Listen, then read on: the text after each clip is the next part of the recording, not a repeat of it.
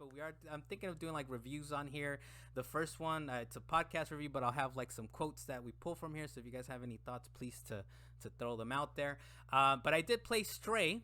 And Stray is what I put on here is Cat Fancy for $26, which to me it's that's kind of what it took for me to jump up to plus plus. Or what did our friend Jet say, Dalen? He said it's the plus stratumum or something like that. Or stupid.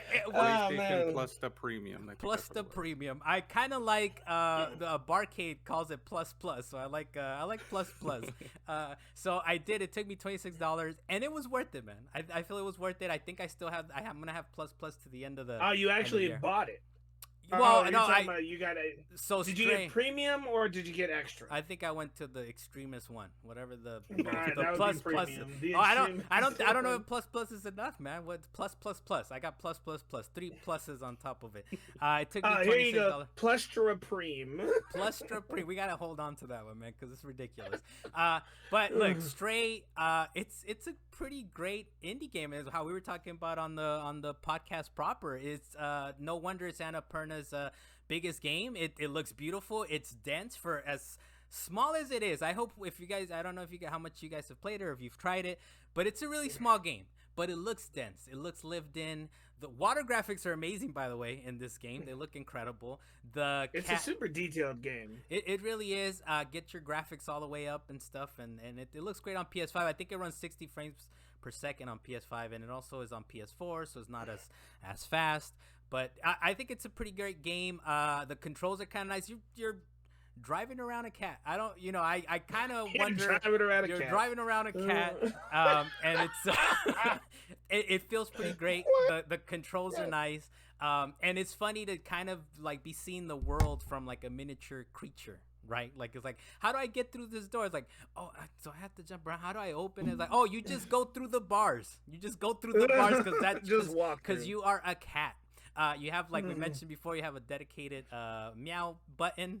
That's pretty great. It actually does something. Yeah, it sort of does, but not really. It's sort of like a mechanics.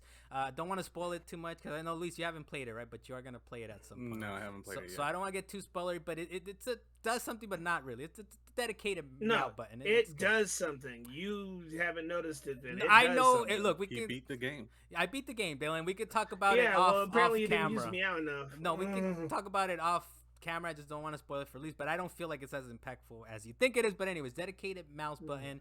It's very vertical type of gameplay. You're looking for like little perches to kind of sneak around. I like it. I do like that the internet kind of blew up around it and they were doing mods and all this stuff, but I don't know, man. I don't, these indie games, for whatever reason, I'm like, yeah, it's cute. It's fine. But you will have fun with it. Now do it again. It's pretty short. It's about a 5-6 hour game. It's also like you get stuck. I got stuck on some of the puzzles where like, where do I have to go? It doesn't really direct you that well. Once you figure out how to do them, of course, you feel dumb about it, right? You're like, of course, that's what it took. But so some of the like signposting is not all there. But other than that, it's a pretty quick game. I think I beat it in about 5 or 6 hours, and I did go back for the platinums. And it's an easy platinum. It's a fun enough platinum. I did the speed run, which is very generous. If you follow a speed run guide, you still have like 30 minutes left over. But there's something about it that they kind of added like components to it, or they added like extra gameplay mechanics to it that I was like, oh man, I thought. They kind of added like you shoot down some of the enemies and like, with like little like sort of a black light, and some of the stuff that they add to it is not, I don't know, it kind of it loses its innocence in a way where I was like, I was enjoying its innocence.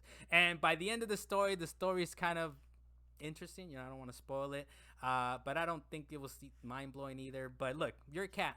You're looking at the world through the eyes of a cat, and that's what you're driving a cat. You're driving a cat. I guess take that from this review is that you're driving a cat, and I would put it in a 8.5 category, man. I feel like the internet's out there like dropping 10s all over the place. I don't know how you guys feel about that, but I feel like for me it's definitely about an 8.5. Definitely check it out, Lisa. You're gonna have fun with it. Dalen, I don't know if you kind of started it. I did start it. Okay, what are your impressions so far? Like I said, it's a highly detailed game, and even some of the minor things. If you get lost, there are ways to actually really see which direction you're supposed to go. And there are a bunch of little hints everywhere. You don't notice it right off the bat, but there are hints everywhere where you're supposed to be going. Yeah. So it's actually a very interesting way to make it. It's basically a puzzle game. It's a big puzzle game. Yeah. And I enjoy it. Well, it's a small enough world, right? You think it feels very dense and lived in, which is nice, right? But yeah, it's like you're saying, it's a puzzle game, and there's definitely clues all over the place. It's quaint. You know what I think I would have liked though, because it's kind of a rundown town, and the robots like take like characteristics from humans and blah. I'm like, get the fuck out of here. I don't know. Maybe that's what it is. That I'm like, why not just put humans in it? Like, okay, so they're, you know, we got The Walking Dead, we got post-apocalyptic areas where there's still humans around. They're just dealing with a lot of crap. They're downtrodden, you know. They're dealing with the blackouts and whatnot. So, but it's a quaint little game. It's a quaint little game.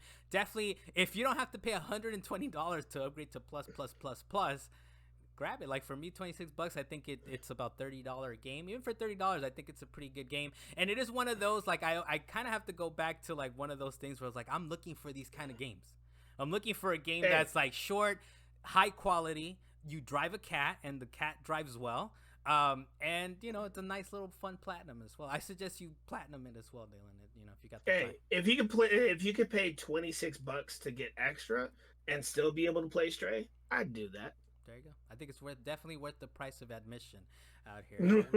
$4.33 per hour. That's a deal. There you go. And I don't do that necessarily, right? I like how people do the math on that like that, but but like I said, you know, if you can get it for cheap enough, close to what the retail is, otherwise you just buy it out, you know, outright. If it's like $120 to upgrade to plus, you know, just buy it outright for $30 and you'll have some fun. I know, Luis, you're kind of waiting on it, right? Are you waiting for the retail version? I believe is that what's going on? Waiting for a physical copy, not because I expect it to be like a, you know, the greatest game of all time or whatever, but it's just one of those that I feel, and Jonathan and I talked about this, actually, your brother, but it's just something you kind of want to see physically, like sitting on a bookshelf, like next to your collection. So yeah, just want to see it there.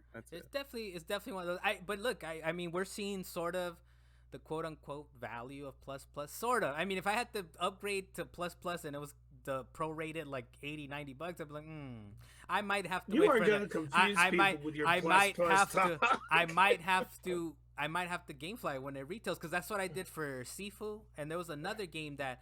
It's really weird, right? That some of these games come out months later, right? The physical copy of some of these games. I know I did it for Sifu. If the plus version of this would have cost me so much money, then I probably would have waited. I would have waited for the you needed copy. That physical copy of Tetris, Puyo Tetris. That's what you needed. Yeah, but that one was like $20 too, and it came out pretty.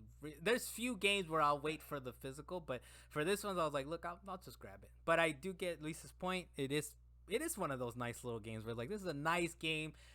I don't know when I'm gonna drive a cat again, so I do want to have it on my bookshelf for just kind play Persona 5 Royal. You'll drive a cat in that. Dalen, so I think that's it for the Stray review. 8.5 on my end. I liked it very much. Dalen, what else? What you been playing out there, man? Or did you have anything else to say on Stray? Well, I was just gonna say for Stray, I'm just not gonna give it my own review number quite yet, simply because I haven't beat it yet. Yeah. But I'll get there. Maybe I'll write a review of my own or add it to yours. There you go. Well,